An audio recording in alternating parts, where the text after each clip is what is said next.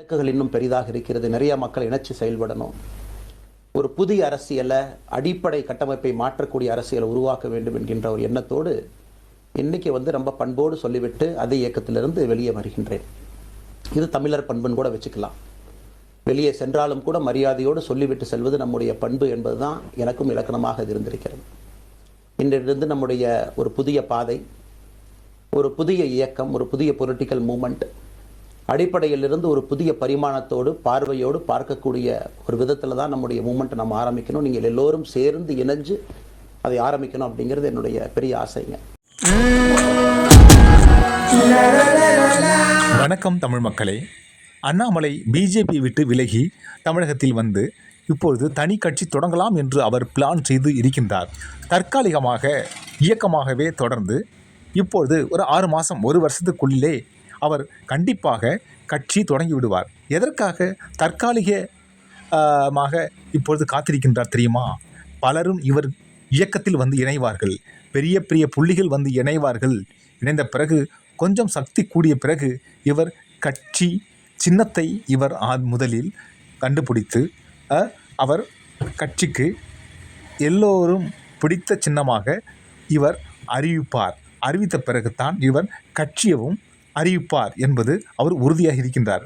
தற்காலிகமாக இப்போதுதான் அங்கு டெல்லி போயிட்டு மோடியை மற்றவர்களை சந்தித்து விட்டு வந்து இப்போது அடுத்த கட்ட வேலையை ஆரம்பித்திருக்கின்றார். இனிமேல் தான் படிப்படியாக தொடங்குவார். இதனால் அடி மிக பெருசாக விழப்போவது நம்ம எடப்பாடிக்கு தான். வர்றவங்க போகிறவங்கெல்லாம் எடப்பாடி ஓட்டில் கையை வைக்கிறாங்கப்பா இல்லையா? அதுபோல தான் இப்போ ஆகிப்போச்சு. இப்போது விஜய் எப்படி திமுகவையும் அதிமுகவும் அடித்து தான் அவர் மந்திரி ஆனார் இல்லையா? அந்த ஐடியாவை இப்பொழுது அண்ணாமலை கையில் எடுக்க போகின்றார். இப்பொழுது மொத்த கட்சிகளையும் ஒரு அடின்னு அடித்து இவர் மேலே ஏறி நிற்கப் போகின்றார். இதுதான் அவருடைய பிளான். இவர் விஜயோடைய அரசியல் பாடத்தை கொஞ்சம் கத்திருப்பார். இந்த 2 வருஷத்தில் விஜய் எப்படி மந்திரி ஆனார் என்பது இவருக்கு மிகப்பெரிய பாடமாகிவிட்டது. அதனால தான் இப்பொழுது பிஜேபி கூட இருந்தால் நம்மால் நினைத்ததை சாதிக்க முடியாது இல்லையா? அவர் சொன்னது போலத்தான் இல்லையா? பிஜேபிக்காரர்களுக்கு தமிழகத்தில் உள்ள சுச்சுவேஷன் இவருக்கு தெரியாது.